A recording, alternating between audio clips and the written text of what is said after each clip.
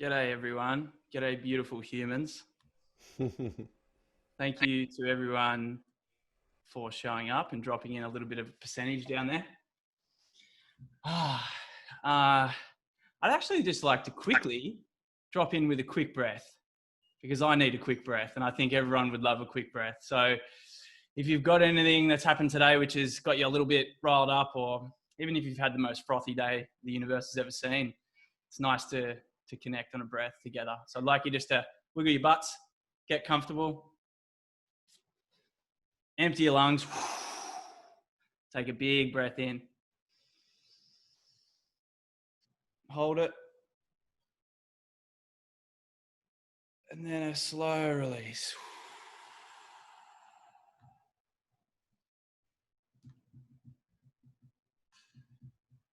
Welcome to the reunion campfire session. People are still trickling in. That tune was by Passion Pit, Take a Walk, bit of a banger from, it's almost like 10 years ago now. Really cool and sort of fits in with the theme for what we're talking about today. And I'd like to welcome everyone into the space. I'm dialing in from Yugambeh country on the Gold Coast. I'd like to acknowledge elders past, present and emerging. And I was just cycling home from just down the coast. I'm very blessed. I've got friends that I can go and work with who live on the coast, and going past Burleigh Heads, which is a beautiful spot. And sometimes when you're cycling really fast, you're not taking in all the environment and what's going on around you. And I just caught sight of a bird and it just sort of captivated me. And then I forgot that I was like, I need to pay a bit more attention because I was on the road and there was trucks and stuff going past. But it was this beautiful moment where I just got to really appreciate Yugambeh country and the beautiful animals that reside here. And I'm absolutely frothing. I've been waiting for this for quite a while to introduce you to David Pearl, who we've got with us today. And I think I'm going to just give, just for anyone who's new here, a little bit of a rundown about Reunion before I introduce David and his legendariness. So with explaining what Reunion is, it seems to be changing all the time. And I appreciate the fact that everyone has their own version of Reunion, which is kind of beautiful. But the last time I mentioned what it was, I was talking about a community of emerging storytellers, sense makers and activists, and much, much more. And this morning I wrote, well, what came out in my little journaling was an ever-evolving emergent purpose of why we're all gathering together around this digital campfire is, at this moment, to explore transformational narrative for a regenerative planet. And transformational narrative is kind of what David Pearl really excels in. And I think you might have seen a bit in my comms, and I was talking about, what can we do at Reunion to create some new narrative, to spice up these Zoom calls, to spice up our connection. And David sprung to mind, and his beautiful movement, Street Wisdom. And I've just got a little bit of a cheeky intro for him before I let him sort of take over for a bit. David has an assembly of careers in opera, film and theatre that have allowed him to traverse knowledge into a superpower for helping people find their signature tone and make art within their lives and businesses. My favourite title, and one that many of us will resonate with at Reunion, is an experience engineer.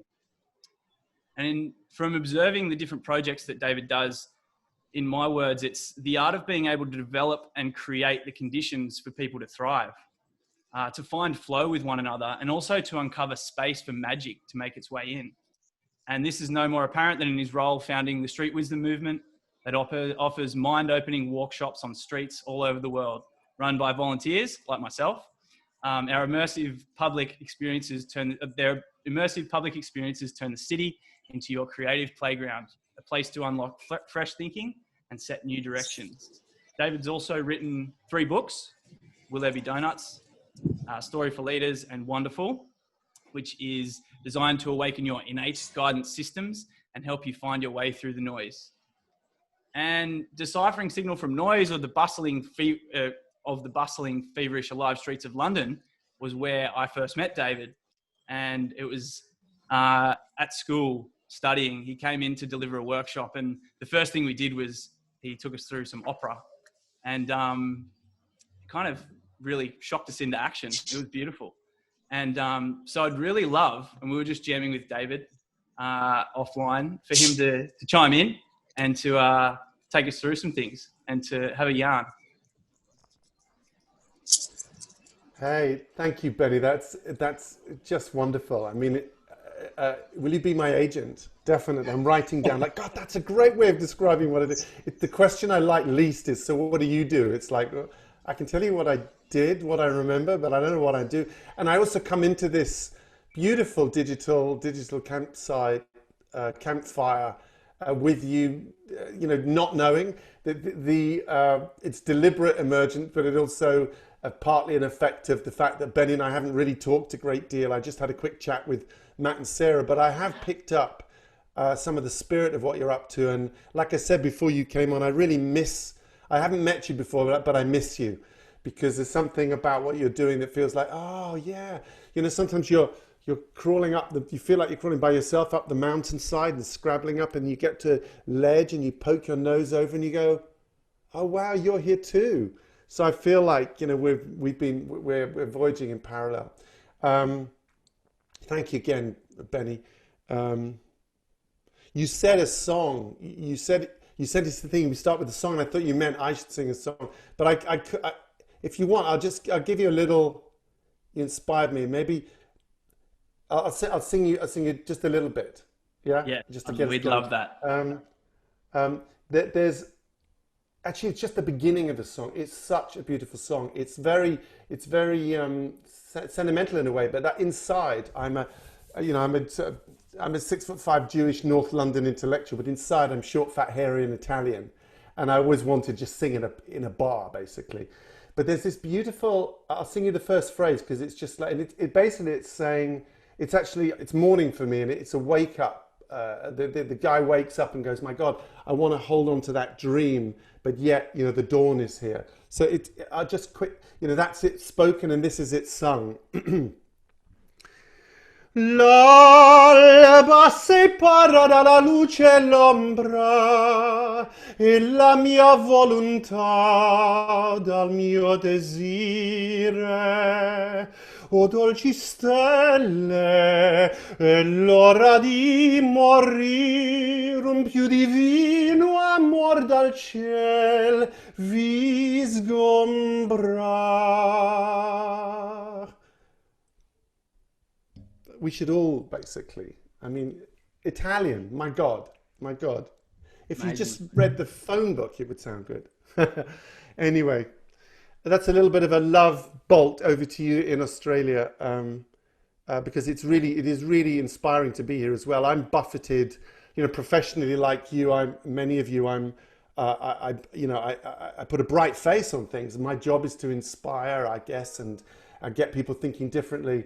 But I really, really feel the need of this kind of peer space where we can bump into each other and go, and not know together, not know which way is up.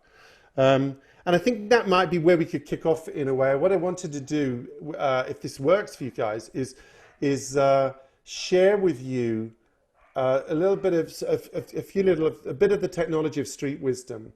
And I share it in humility because I'm sure you've done things like this, but I just wanted to share with you a little, actually the tune-up process, which is what we do at the beginning of Street Wisdom.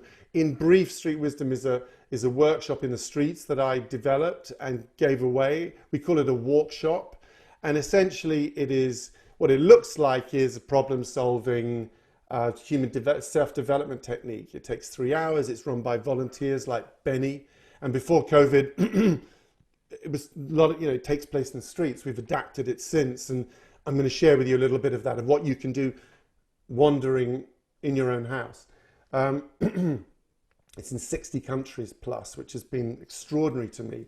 And one of the questions I'd like to bring to you guys once we've talked about it is what could we do with this? What more could we do with this? Particularly thinking about connecting at distance, navigating complexity, bringing communities together. This book, Wonderful, that Benny kindly mentioned, I set off into this book as a wander, seeing where it would take me. And the place where it took me to was community. I was just talking to Matt about that. And in a way that I didn't expect. Community is so important, but it's an overused word, I find, and it's like, oh, community. But actually, I felt very intense. I mean, I ended in tears as I was writing. This sense of we're wandering, right? Humans wander. We don't know where we're going. Certainty is a myth, right? Falling in love with that wanderingness is kind of what I think we're having to do, but we don't have to wander alone. So anyway, any thoughts that come up about how to put this even more to work? I've done it in, for example, I did it in Melbourne. Actually, I was in Melbourne a couple of years ago for what we call the Worldwide Wander, which I'll tell you maybe at the end about that. But I ended up working with a group of Chinese new arrivals, new citizens who felt they couldn't really penetrate the city. And so there was an application of street wisdom that's over and above the me, myself, and I. But anyway, what I wanted I'm conscious I'm in a group of peers and masters. And so in all humility, when you start saying we're going to do something, I realize you've all got your own 50 versions of what I'm about to say, but there it is. I bring it with good heart. What I'm going to suggest we do is we do the tune-ups that get us, that awaken our embodied intelligence and enable that kind of inbuilt navigation system to wake up. You've talked about shamanism in your group and so on, and I've done a little bit of work on that. And I think that one of the things of shaman is like a human compass on behalf of society. And I think that we're always getting signals about which way to go next, where our feet want to take us, where our heart wants to take us, where our gut wants to take us, and we tend to overrule them. And what I want to do is just share very simple, deceptively simple, took 10 years to get simple, little tune-ups which I'll share with you, and then are yours, by the way. The Street Wisdom is a shareware kind of thing, and open source. If you want to go on the site, there's lots of things you can use to apply it in your work with your people and so on. But for now, in service to you guys, I thought maybe we could spend 15 minutes doing a tune-up, which really means a tune-in. The idea is, let me just briefly say that Street Wisdom is in 3 parts. There's a tune-up phase where we remember those times when streets were busy. Well, the idea here was instead of screening ourselves off from the business of the street, you tune into it and treat it as input, treat it as stimulus.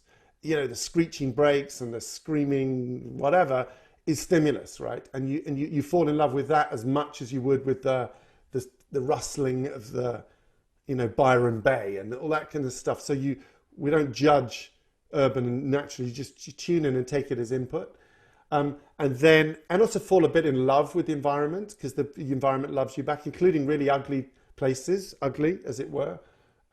This was, Street Wisdom was designed for places that don't look as beautiful as where some of you are at the moment, right? Because we need to find the spirit in where we are. We can't all fly across the world to beautiful places, and perhaps shouldn't. The second phase is a quest where, with your senses more alive, you go for a stumble, a bit of a blunder, a bit of a wander, and usually that takes an hour. And you make it intentional by asking a question. And as you all will have experienced, that when you're intentional, the world starts to cooperate in a different way, right? So it's not just in its sense, mindfulness for its own sake. It's applied mindfulness. It's about, okay, let's let the world wander and let our mind wander and let's see where it takes us. And because your senses are awake, you get a lot more input. And because you're looking for answers, you find them, right? Your brain is meaning making as you do this. And the final phase is a sharing, usually in a cafe or something, where people just share what happened and what, if anything, they learned. I don't suggest we go through the whole process, but let's see where we are. Let's just do the tune-ups and see what that gives you. We could, because you're ninjas, we could also do like a 10-minute quest, and you could see what the world's going to tell you. And the general question, you ask whatever you like, but I think why we're here together in Reunion, why Street Wisdom exists, is, and many other movements like it, are because we're puzzling in new ways about what's next. Where next for us? There's epic low trust in the normal institutions and the politicians and so on. I know you've done work on that, and of course they're seeking to reimpose their grip and their certainty. But I don't think we need leaders that know. We need leaders that are willing to feel their way across the. There's this lovely phrase I borrowed and use in the book, which is, like they always say on the internet, it's an ancient Chinese phrase. Who the hell knows if it is? But I believe the Chinese say, some of you may well know, you come to a river, you find your way across a new river by feeling your way across the stones. Shoes off, feet in the river. You can't see the way, you have to penetrate the element and feel your way through trial and error, bruises, scuffs across the stones. And I think that's the kind of leadership we need to look for and develop in ourselves, and highly intentional but very exploratory. So anyway, in order to help us do that, I'm going to suggest that we do these. What's going to happen is I'm going to give you 3 little tune-ups. They're cumulative. Each one will take about 3 minutes doing them. And I suggest we don't do them in front of the laptop. Leave the sound on. But and again, you may not all be able to move. You may, you might, which is fine. This doesn't require vigorous movement. This is limited. But I would suggest we do this not looking. There's this sort of the fascism of the eyes at the moment in COVID times. Right? If I can't see you, you don't exist. I'm sure we've all done this. Someone says, "I'm sorry, the picture's gone," and I say, "Well, you remember the telephone? You remember? We seem to do okay. Just listen. Just close your eyes and listen, right?" So for this, don't look at me, for God's sake. But do leave your sound on, and we can do these tune-ups wherever you are in whatever room you're in. So what I suggest to do is up you get, and if you can, those who can, arise and stand on your feet, those who have them, and I'll just take you through these 3 little exercises, 3 little tune-ups. Yeah, I'll give you a minute or 15 seconds. Okay, great. So. Lovely, lovely people, humans and superhumans. I'm sensing a few aliens as well out there, which is good. So I'm talking to the alien bit of you. So just initially, a little bit like Benny kindly connected us with our breath, and that's a good thing to do now. And also connect with your feet if you can. And just feel the weight on your feet. In fact, see if you can transfer a little bit more weight on one foot and then let it rock onto the other foot. See what that's like. Wonderful. Got this wonderful balance in our body we're able to play with it. It's almost like you're walking on the spot. Enjoy transferring your weight from one foot to another just gently without moving anywhere, but there's a sense of movement in you. Beautiful, beautiful. So what I'm going to do is I'm going to ask you to do 3 short wanders around your room or in the corridor or whatever. Each time I'm going to give you a little instruction to bear in mind as you do it. It'll be simple instruction. It could be something as simple as look for the color purple. Something as simple as that. But the instructions like put a filter on your experience of the world, and you'll be seeing and feeling things slightly differently when you follow the instruction. And they're cumulative. So by the time we've done these 3 little tune-ups, you'll feel much more switched on, I'm guessing, and your nervous system will be even more playful than it is at the moment. Okay, so we're ready for the first tune-up. I'm going to take your silence as a yes. And what I'm going to ask you to do is I'm going to ask you to, remembering, by the way, you're 3-dimensional, so your head can go up and down and round, and your shoulders can move, most of us, and we've got different heights. Okay, we don't have to stand tall. We can go close to the floor, so we're fully mobile. What I'd love you to do is look around and be drawn to what attracts you and notice what doesn't. When I say be drawn, I mean be physically drawn. When we were kids, if we saw something we liked, we go right across the room and put it in our mouths. You don't have to put it in your mouth, but notice what attracts you. It could be something you see, something you hear, something you feel, a sense, anything. But just allow yourself for once to throw off the chains and captivity and allow yourself to be drawn by your curiosity to whatever attracts you, and notice what doesn't attract you. So those are the 2 things. Physically drawn to what attracts you. Notice what you doesn't. I won't say anything again for the next 3 minutes, but next time you hear my voice, it'll be time for the next instruction. So enjoy that. Really enjoy that.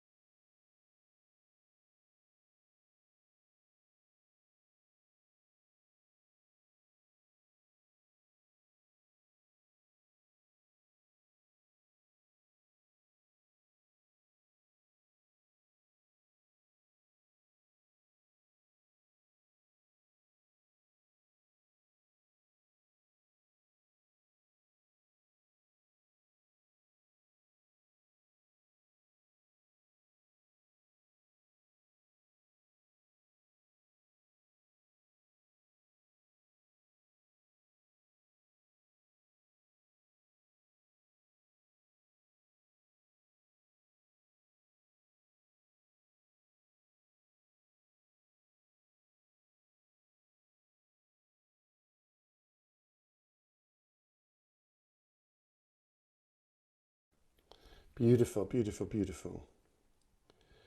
So great. You're the best group I've worked with today, just so you know. Congratulations. The perfectionist in you can enjoy that. So lovely. Are you ready for the next instruction? I hope so. All I can see is empty rooms, but Benny's there with his thumb up. So, hey, I see Sarah Rickard's thumb. This is a good sign. And Matt, oh my God. The thumbs akimbo. Beautiful. So now where we're going to go is and something you've probably already started doing, which is I want you to continue walking. New instruction. I'd love you to slow right down. Slow right down. And what I mean by that is do keep walking, do keep moving if you can, but really move as slowly as you can, as you dare, if you like. A way to do this is to imagine the air around you is kind of thick. It's like, I don't know, olive oil, porridge, mayonnaise, whatever your gastronomic preference, but it's kind of thick and it supports you. And this also means slowing down your breathing. Extend the gap between your breaths. When you blink, blink slow. When you move your head, deliberately move it slowly. Really enjoy the movement, really fill the movement up. And this exercise looks like it's about being slow, but it's actually something else, and you might notice as you do it. We're just you, the world's going to go at its own speed, but notice what happens when Matt, when Sarah, when Patricia, when Alice, when Igor choose to change their speed unilaterally. You choose your own tempo, yeah? So just enjoy that. When you hear my voice again, it'll be 3 minutes and we'd be time for our concluding tune-up. Just enjoy that.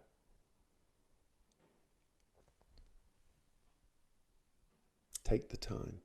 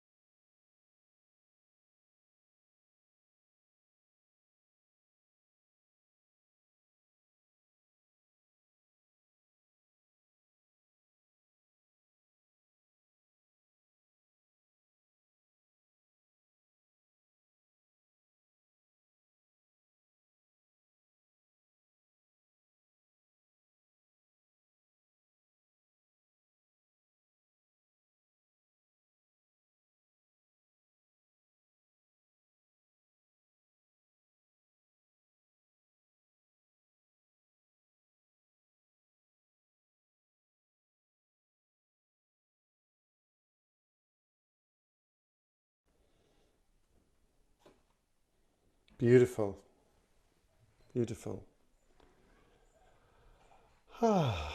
Maybe take your tempo and put it back where you'd like it to be now for the third and final of our little tune-ups. Yeah, and you again have probably been doing a little bit of this as a pre-echo, but what I'd love you to do now is spend the last 3 minutes together on this exercise, seeing the beauty in everything, everything. Not just seeing, but sensing. You guys are sense makers, sensing the beauty in everything, and particularly anything that you don't think is beautiful. This is kind of an exercise a little bit in penetrating the surface of things.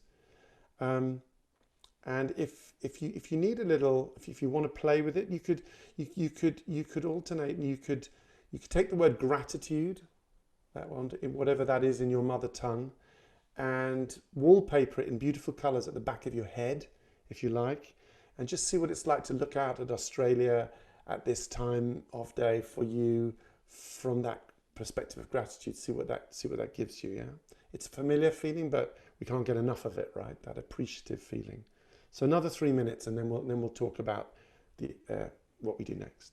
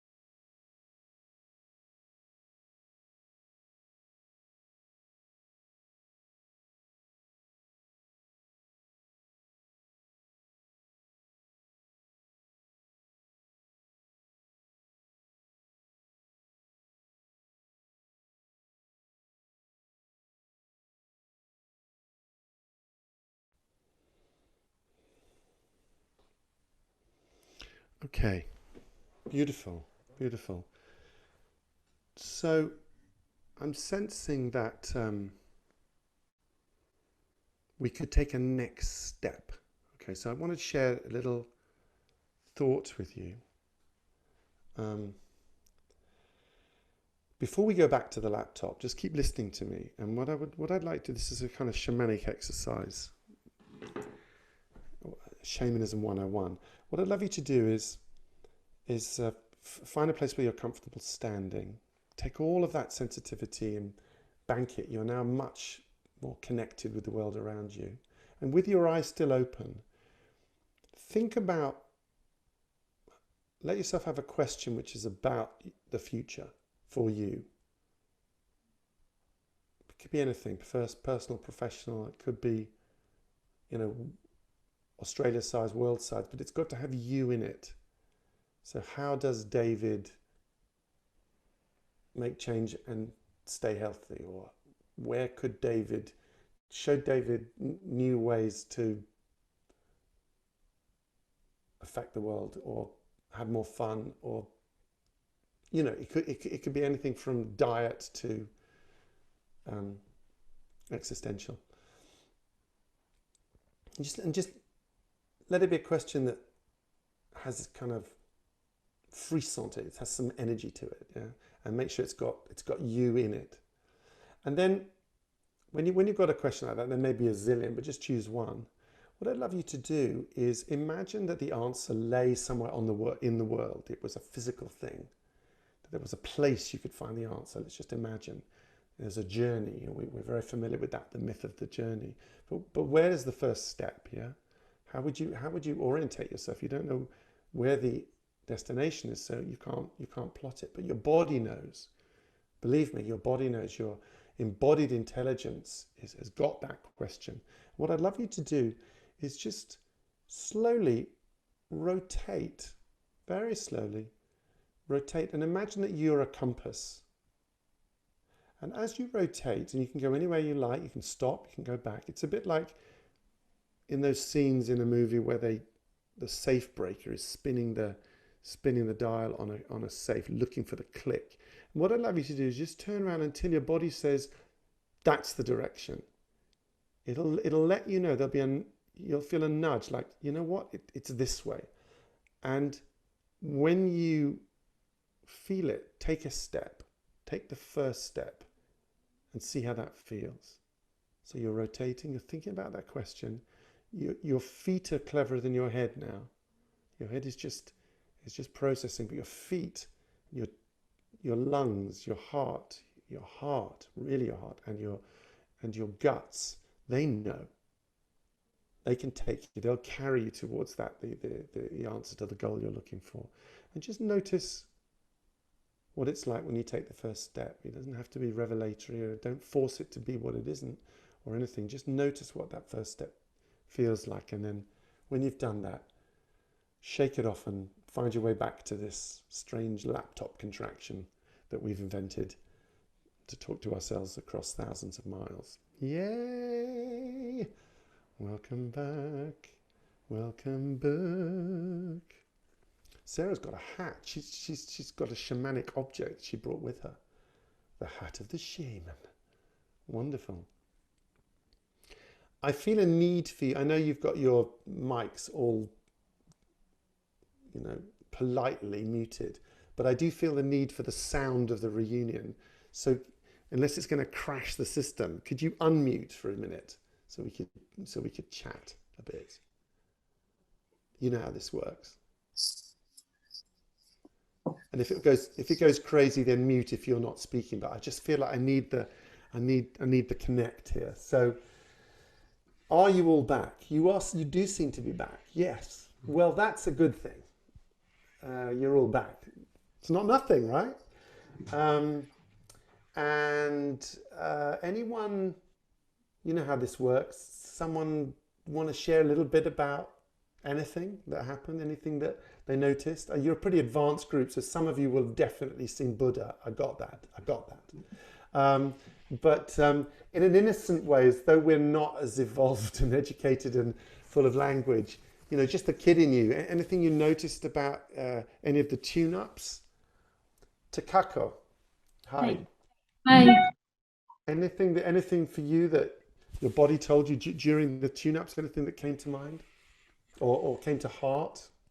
I really liked the last part, to see everything with the appreciation and beauty in it.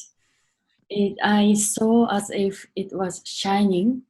The actual thing was actually shining with a really nice particle around it. I really liked it a lot. Thank you for directing this journey with you. No, my pleasure. It's yeah. Thank you. And we got it, by the way. When you say it, we get it. And people talk about augmented reality, and you see people doing real interesting work with silicon photonics and stuff to get the world to glow. Well, it can glow. You just we've got the augmented reality inside our heads, and we've known that for thousands of years. We keep forgetting.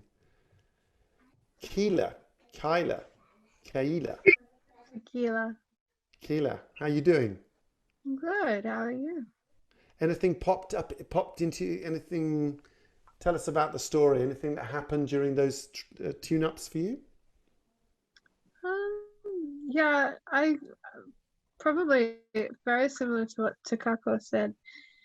I actually grabbed a certain object and just sort of stared at it for the whole time, and I could tell it needs some water. But yeah, I felt that glow coming out of it, the beauty coming out of it. Yeah. Beautiful, beautiful. Matt, anything from your little journey? Yeah, it was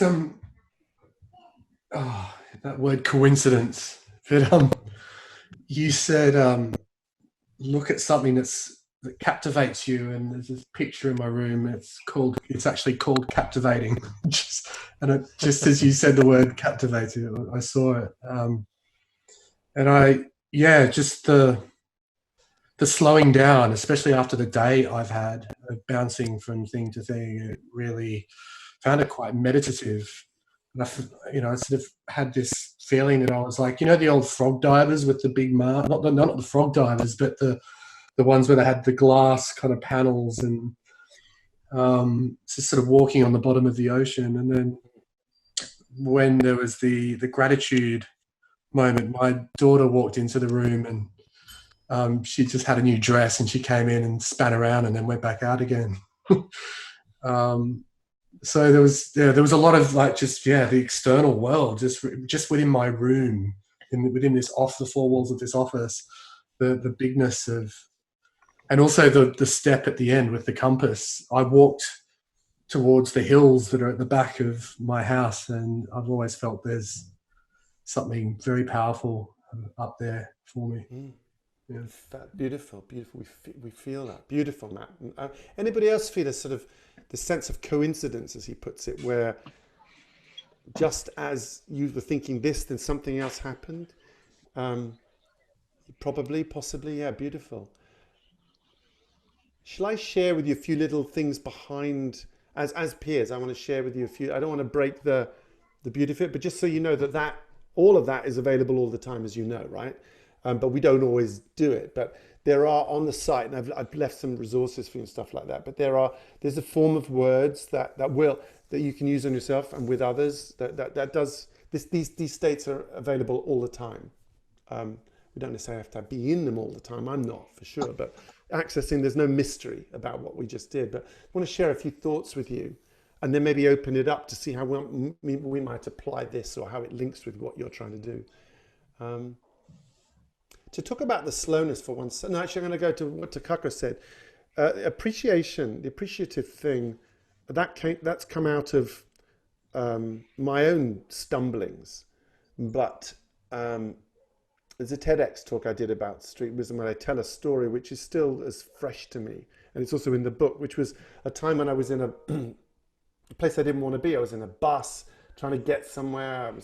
It was smelly. It was full of fucking screaming kids, and I was sweating and it was in a horrible part of London, and I just didn't want to be here. And my head said to me, just imagine you're dead, David, dead. It's like, okay. And ask yourself a question: would you like to come back to life for a minute? And I said, yeah. So there's a catch that the minute has to be here on this bus. Would you take it? So I'm thinking, oblivion, if that's what death is, versus a minute on this bus. I'm taking the bus. And they said, well, if you had that minute, literally, this is me talking to myself. My brain is strange. It said, or maybe it isn't my brain, maybe it's something else, but would you be complaining about the smell? I said, no, I'd love the ability to smell, and noise. Yeah, the screaming kid, bringing it on. I can hear again, and proximity, and my back's aching. Great, I've got a body, and so on and so forth. He said, and the thought occurred to me that maybe we only ever complain because we think we'll live forever. In other words, the minute you connect with the moment, as we know this, right? We've all read the books, but the minute you connect with the moment, appreciation is inevitable, because if we really understood, you know, the privilege of being alive, then we would be deluged with appreciation, which of course we're not the whole time. But I just wanted to say to Takaka's point, I think that's good for us all to remember, and me to remember today. I woke up this morning very upset, fearful, and angry about the politics that I'm seeing around and stuff. But it's good to remember the appreciation. On the slowing down, if I may, I just wanted to suggest an idea, which is around the self-development movement and the meditation movement. There's a lot of talk about slowing down and the slow movement and so on and so forth. And I think slow is good, but there seems to be like slow's better than fast. And I just want to suggest to you that what that exercise is really more about is about exercising your right to set your own tempo, your own tempo. I talk in the book about music, about you need it all. You need slow and fast. There's nothing better about slow. And you do sometimes meet people who've been on lots of courses and everything they do is slow. They tie-dye slow. And listen, I'm teasing a bit, but actually, if we're going to be effective, and that's partly what you guys are about, right? We might have to move with lightning speed. We might have to cluster and go, and that's good as well, right? So it's more to do with what is the tempo that the world needs from me right now, and can I occupy that? Yeah, and let's broaden our repertoire. A lot of us fit, myself included, into a kind of tempo that we say is us. But no, let's try and expand it. Let's see if we can go like super fast. Benny, you shared that beautiful film of the guy running around his homestead. You know, the marathon. There's a guy's expanding the range of what's possible, and maybe we should be doing that. And then to Matt's point, actually, I was looking at Matt Conway and Matt Kendall spoke. So there's connection, right? You guys, like ventriloquism, amazing. But this state of coincidence is something, again, I talk about in the book, partly to try and figure out for me what the hell is going on. Because when you do street wisdom and other things like it, you start to notice a much higher incidence of, wow, my daughter came in just when I was thinking this. Some people find that difficult to rationalize, so they dismiss it and say, look, it's coincidence. Some people are like born again synchronists who go, yes, you know, of course. But I mean, and you can put yourself wherever you want on the dial. But what I would suggest is, the idea of our separateness, and this speaks to the point of community, the idea of our separateness has been drilled into us, many of us, from earliest education onwards. And the idea of, acausal connection, synchronicity, is regarded as some flaky magic, if you like. For most of the generations that humanity's been here, it wasn't. It was as real as plumbing. And if you think about it, if you allow the idea that we're not just an incidental chemistry accident, but things are connected, the more you accept we're connected, the less surprising synchronicity is. In fact, you get to the point where, of course, it's synchronous. Of course.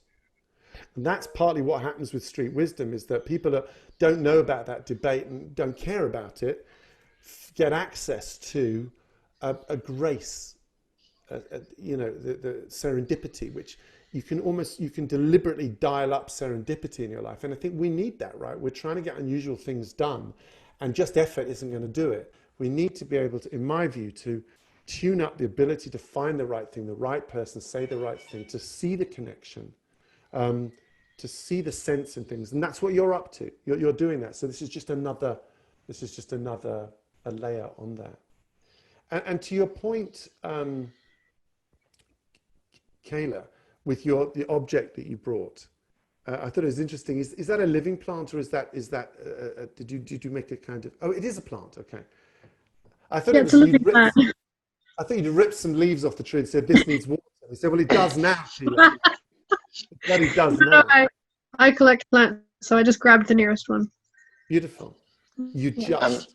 By the way, when you say when we say we just, it's very often our rational mind getting to the edge of what it understands, and it goes, well, I just, or isn't willing to look further. We often say about our own greatest assets, I'm just good at connecting people. Oh, you're just good at that, are you? So watch it, and thank you for saying it, Keela, because it's like, it's a clue to gold. There's gold where you say the word just. You just need to dig. But to your point, and something I'd like us all to just think about, is that the object that reached out, did you reach out to the object, or did it reach out to you? When you're asking a question, there's a way, if in my mind, I don't know if you've seen Tenet yet, which is a bizarre film, but they talk about inversion and objects come towards you. I don't recommend it as a film, it's okay. But the sense of being gravitating towards an object and it gravitating towards you, someone, you might want to cultivate that because A, it's fun. It's a nice idea to think that it isn't an inanimate world and you're an animate being in it, but that actually you're playing a dance, you're dancing, you're grooving with each other. But also I want you to consider, you didn't walk through your room just now, you walked through yourself. In other words, this 101, obviously, self-development 101, we're not seeing the world, we're seeing our interpretation of the world, our version of the world. So everything beautiful is your beauty. Everything you loved, everything that twinkled at you, or what they call flirts, what the process psychologists call flirt, everything that flirting with you is a part of yourself talking to yourself. Jung said, saying everything that interests you is your future self seeking to manifest in the present. So that might be a thing to think about, just play with this week, is that idea of whatever interests me, I don't know why, but it's sort of flirting with me, that idea of flirting. It's actually a part of myself seeking to reintegrate with me. It could be a fun way of releasing yourself from what feels like captivity. And I was talking to Benny about this earlier on. We have obviously street wisdom is based in the streets, but the real magic's happening here. And so when people found themselves constrained, as I know our friends in Melbourne have been, I've been doing some work with the mental health, Royal Commission of Mental Health in Victoria, and so I know a bit of what you're going through, or I could imagine it. Of course, I've now lost my train of thought. What was I saying? Completely. Oh yeah, captivity. Corporate captivity. Yeah, captivity. Captivity. Creativity. That sense of, so we create a program called Creativity and Captivity. And those of you many of you are creatives, and so you'll know this, but this idea of how do we exceed our physical constraints. Matt said it felt much bigger. The hills are over there. Do these walls need to constrain us? Sorry, someone was wanted to say something. I did, but it was you jump back on your train, so perhaps I'll say it. I'll save it. No, say it now, Matt. It's good. Okay. I found it interesting earlier. We were talking about the first tune-up, and there was Matt kind of raised it. The week that he's had, all the things with work are rushing through your mind. All the everyday things that kind of take up the space that you would normally allow yourself to feel things around you. That it just takes that bit of time to kind of get yourself back into your own space. So yeah, I just wanted to say that I'm currently in lockdown in Melbourne and I felt the same way as Matt is. I don't know if you are, Matt. But the other thing you're talking about, synchronicity and being, when you're traveling by yourself and you allow yourself to be open to meeting new people, or you have this intention to meet new people, particularly when you're traveling overseas by yourself or in a new space, you always meet someone that you connect with really well, more often than not. And I think currently, when you're back at home, when you're in a routine of things that prevent you from allowing yourself to get into that mindset, that doesn't happen. But currently, I think because this opportunity for travel is drastically been restricted, it kind of feels like, going out and having this open chest or this open mind to meeting your neighbor in the same way that you would as someone overseas. That's what I've noticed more recently. And I guess it came to me when you said, when we did the first tune up, that's sort of what sort of coming to mind as I was gravitating towards a pile of books that I was putting pressure on myself to read. Yeah. So thanks. No, thank you. That's all. Sorry, just before you respond, David, and thanks for that, Matt. That was awesome. Good to see your face too, buddy. We are very conscious of time at reunion, and that was just mind blowing. And so, if anyone needs to leave in the next 3 minutes, feel free to drop off. Much love, but we'll be hanging around for. We've got another 15 minutes of backstage jamming. So if you want to hang out and ask some questions and have a bit of a riff, the floor is open. So, yeah, I mean, thank you so much. Thank you so much. What I would say is let's officially close in the next 90 seconds, and then we can have a kind of the people who want to misbehave have got time. We can have a lock-in afterwards. But just to say, I think, insights aren't a function of the amount of time, but the amount of quality of attention. And I really feel your attention, and it feels like a beautiful bubbly bath being with you. So take whatever insights you've got and use them.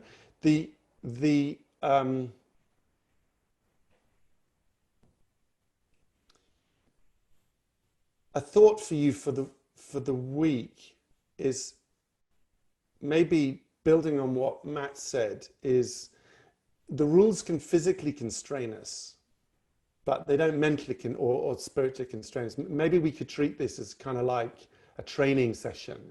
It's like, okay, let's travel within and so on. Some friends of mine, they do a meditation where they minutely, they do mosaics, extraordinary mosaics. And then what they do is they count them, which is kind of Buddhist technique. So it's like Matt says, it's your familiar surroundings, but maybe we need to fall in love with the minutiae of our surroundings and realize we're not constrained. Mandela was in a cell for 25 years.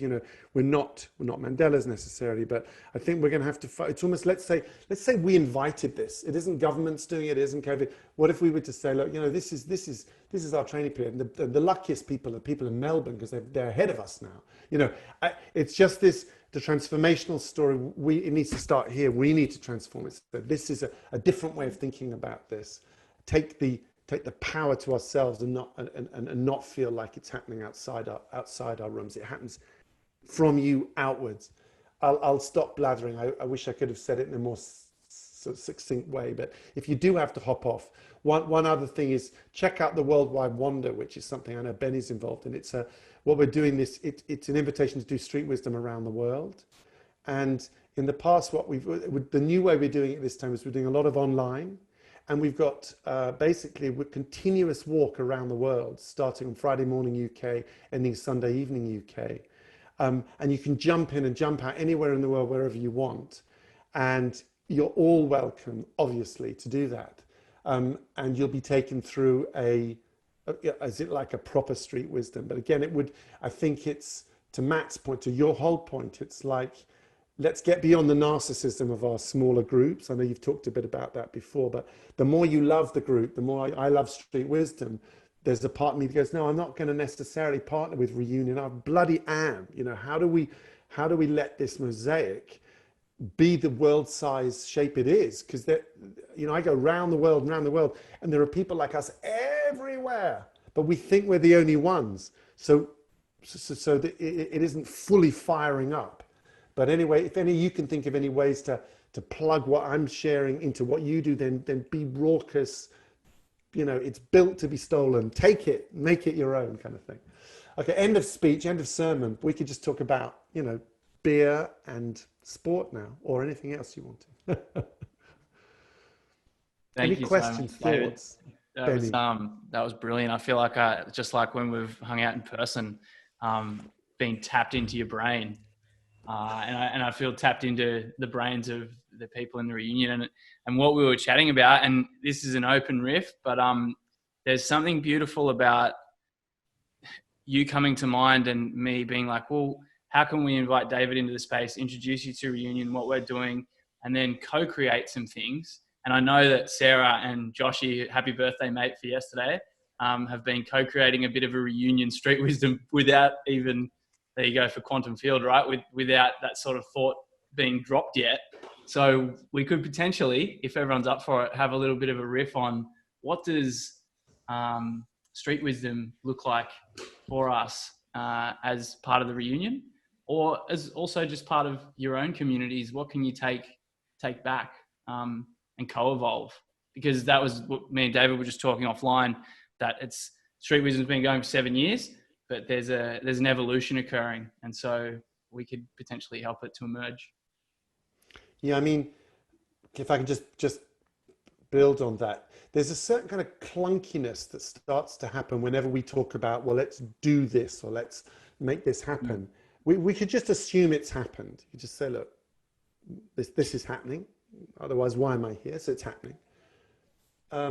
I would love to, at some point, any flirts and thoughts you have about what it wants to be, because in the post-COVID or in COVID or whatever, I think street wisdom is yearning to be something even more powerful. But I'm not sure what that is, and maybe I'm too close to it. So any thoughts about that? You know, I think it is a navigational aid. I think it's a way of falling in love with the cities. I think it's a way of sponsoring community. But any flirts or unformed ideas that you could chuck our way? We're going to redo our website and a whole. We've been trying to create community, but I think the ways we've been trying to do it have actually repelled community.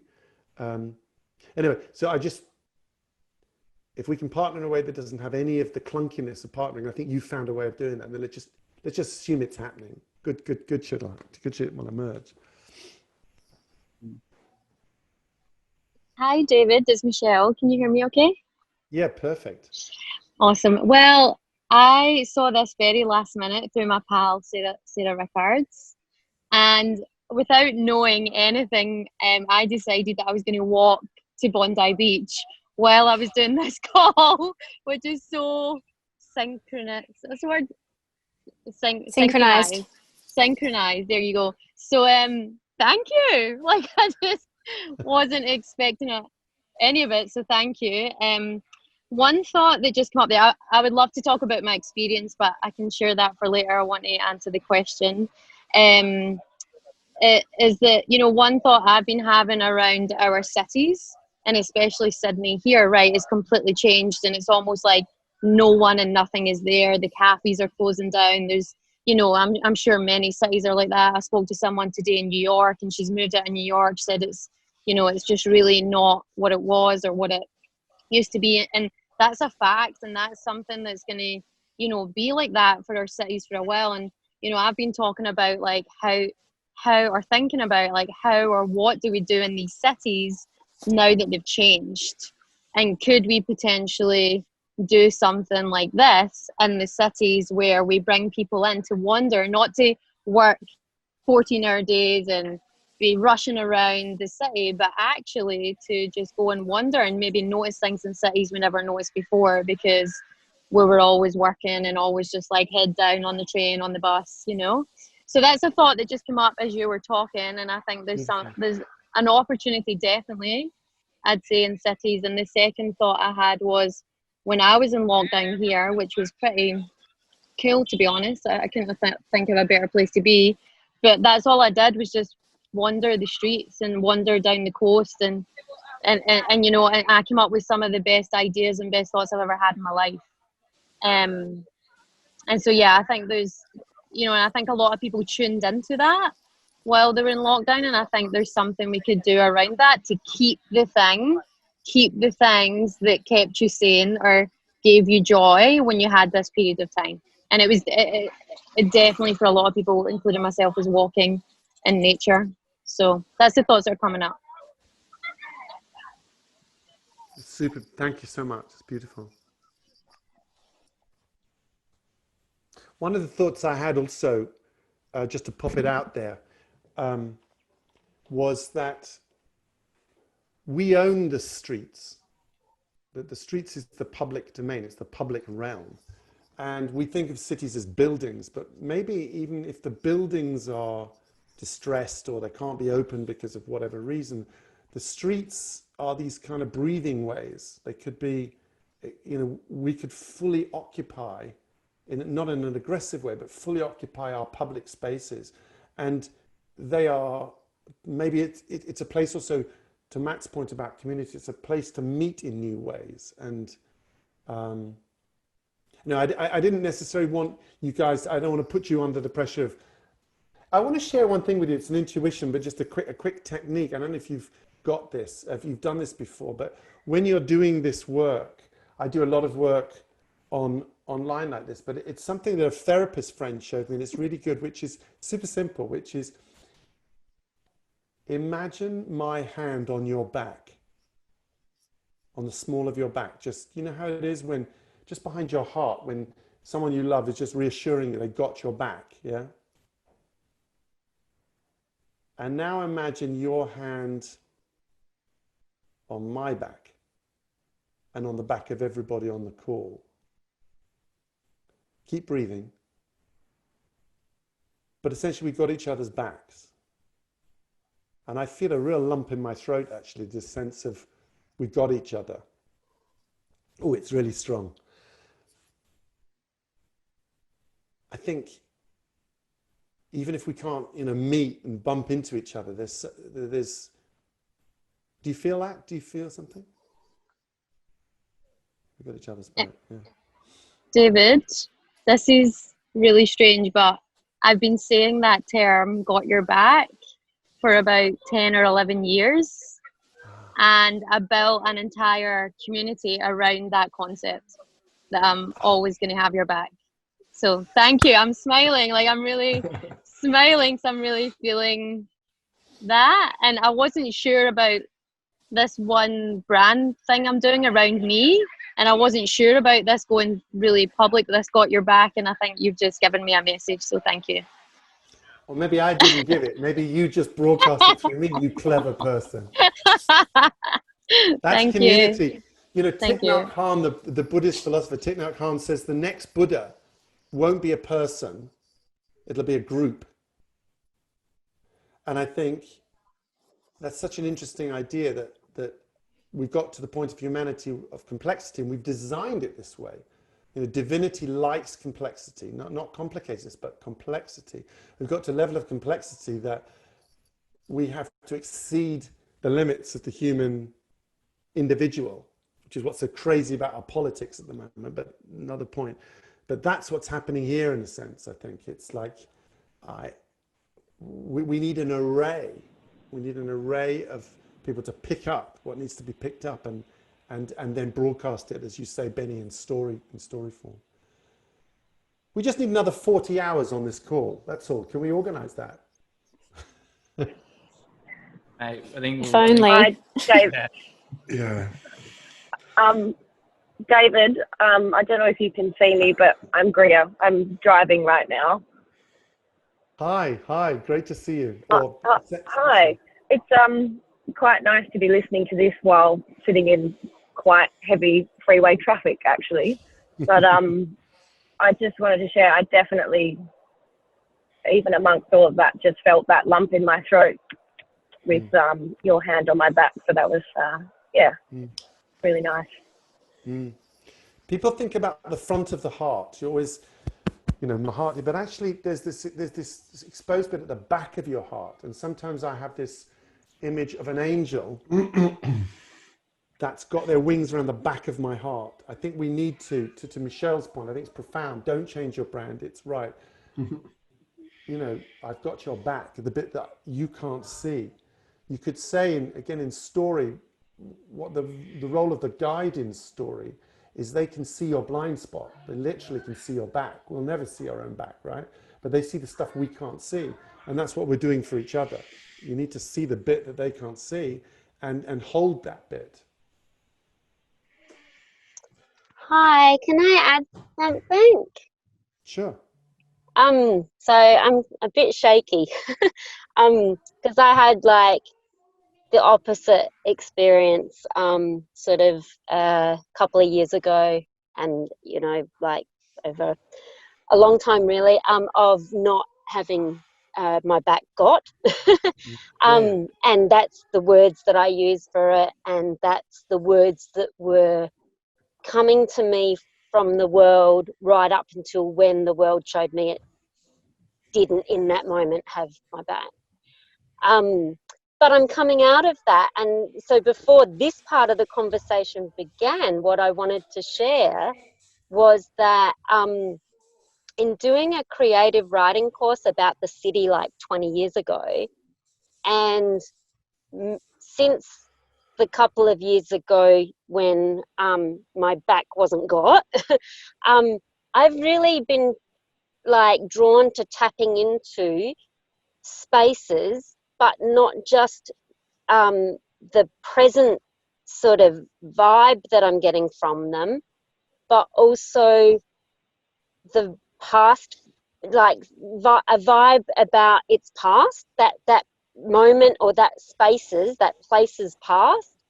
And because of like my learning about, you know, pollution and climate and power in the world and all the rest of it over, you know, this year and like leading up to this year, I've also started like thinking, you know, about what's this place going to, this you know, moment, this place going to be like for future people that I love and that others love.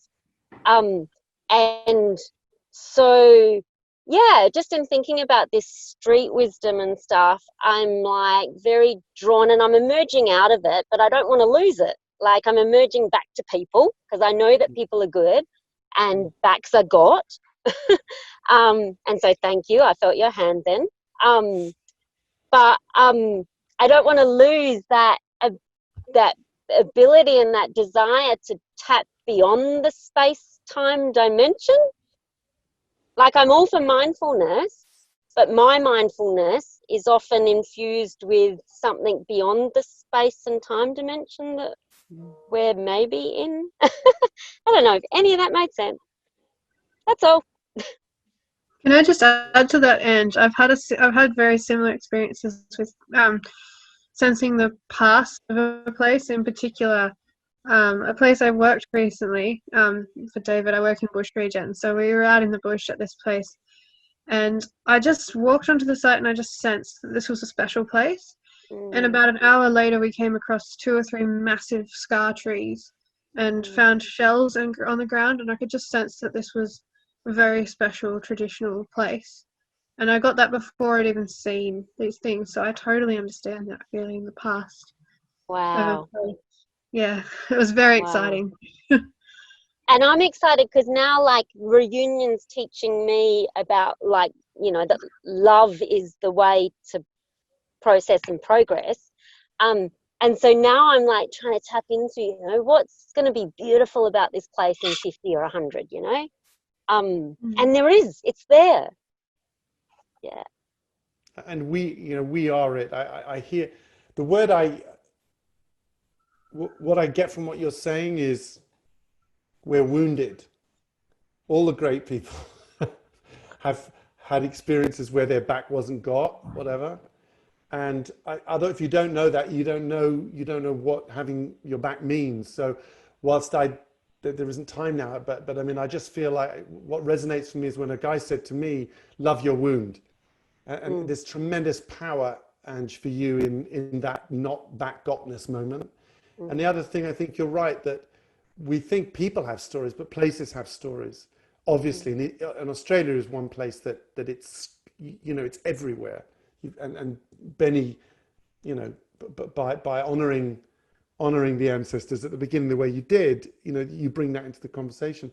I feel as though we have to do it in the cities as well, because sometimes we oversimplify and we go, oh, we need to go to the countryside because that's where the story is. But actually, I think tuning into the city and its wounds but the past beauty, and realizing we're going to be part of that, you know, part of that story, part of the layer, and leave as many shells as we can, I think is part of why we're here.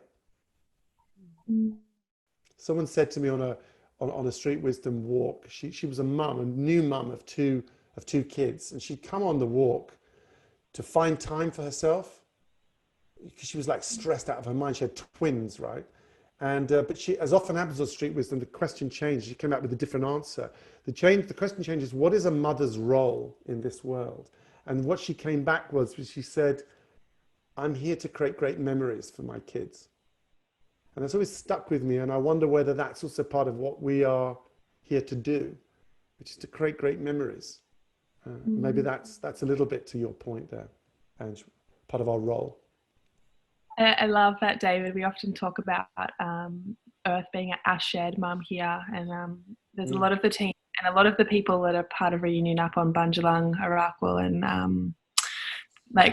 in the Byron area. And I've spent the last week connecting with one of the traditional custodians of this very place here, which was all about reconciliation and battle, actually, which I find very curious at a time when the Black Lives Matters movement has kind of come up, climate change, COVID, and it's asking for this like collective healing of place, like past, present and future simultaneously. And so how do we acknowledge the story of place in the past and where we currently are now as quite traumatized humans in a lot of way, and try to like find that beauty and simultaneously heal ourselves and our shared mum and move forward.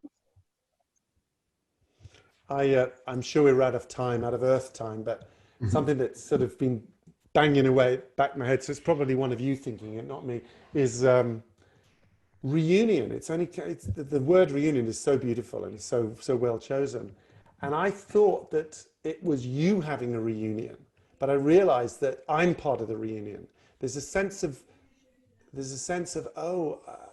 we're back together again, which is very beautiful. It is love, it is compassion, it is community, but there's this sense of remembering, getting together again with people you've never met, and that's the feeling I get in terms of what you're up to. And so thank you for letting me re-meet you, though I've never met you. That's exactly it, David. And I think it is so much about reconnecting because we've been in this age of separation, where everything is about progress and moving forward, and everything is sort of about the left brain and climbing ladders and grass going up and to the right. And so much of what you've spoken about today just not only resonates, but just opens up so many new pathways to explore just many of the discussions we've had around here. And, one of them is that reconnection, that communitas. And the other one is just this idea of what you're talking about, just even with just the walk shop, just this idea of, we're in this time where, like, I'm a strategist and I get paid money to predict the future. And I've just said to my client, and come up with plans that work within it. And I've just said to my clients, there's no more predictions. It's like throwing a deck of cards up in the air. I've got no idea where they're going to land. And I think everybody is like that. And it's forced us into a place around that. And, this idea of walking out your front door and not having a destination and just going for a wander. And I'm reminded of Tyson Yunkaporta, who came, and he's the author of Sand Talk, which is an excellent book around Indigenous thinking and that can save the world. And from a complexity, just that the Indigenous populations have been thinking in this level of complexity since eons ago. And he sort of says that the path is winding. That's what it is. Like, it doesn't need a name. The path should be winding. And so rather than this kind of as the crow flies or the fastest path from A to B, I just love this idea of just seeing what emerges, just being in my room here and seeing what emerged in this exact room is so much of what we need to do right now. So thank you so much for sharing your street wisdom with it. My pleasure. And just one thing not to lose, or to really burnish, which makes you a bit different than some of the groups that I've met and so on, is high levels of intention. The fact that you are connected with what's happening, and there are fires and there is Black Lives Matter, is super helpful, because I've seen groups that kind of run out of steam because it's all about the state. It's all about the state of being in that state, which is nice. It's like a hit of something lovely. But the question is, how do we take that intentionality and manifest in the world? Because we need to get stuff done as well. And I sense you've got that, and that's important to keep that. There's a lot of work we need to do. Yeah, and it's funny because a lot of what we talk about is what next. I mean, we can't necessarily do these long and we do have visions, but it really is a lot of the time it's getting a bit of sense, orienting yourself around what's happening, and then helping each other work out what to do next. Orienting, such a beautiful word. This conversation doesn't want to end, but I sense that Benny's going to have to do it. Otherwise, it's going to continue to flap around. Yeah, it pains me, but I think I want to just say thank you from the bottom of my heart, or the back of my heart. Yes, that's a new term. I'm stealing that. Yeah, there you go, Michelle. You leveled it up together. And yeah, I'd really love to continue this conversation, to continue to let stuff co-evolve, to see what emerges. And I highly recommend to anyone in the Reunion crew to check out David's work, to join us for the Worldwide Wander. It's going to be radical. I haven't done a digital one, so this is going to be powerful. And then, let's see what comes of it. So just like at the start, if you can, I'd love to do a collective breath just to say thank you and to connect in. So just wiggle your butts, get comfortable, and empty your lungs. A big deep breath in through the nose and hold it at the top. And just sit there for a moment. Pretend you can see the smiling faces around the fire. We've just had some new fresh faces and some old ones that we love just as much. When you're ready, breathe out.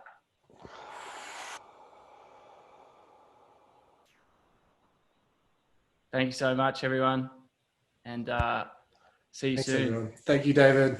Thanks, Thank David. you. My pleasure. Bye. My pleasure. Thanks, Benny. Bye. Thanks, David.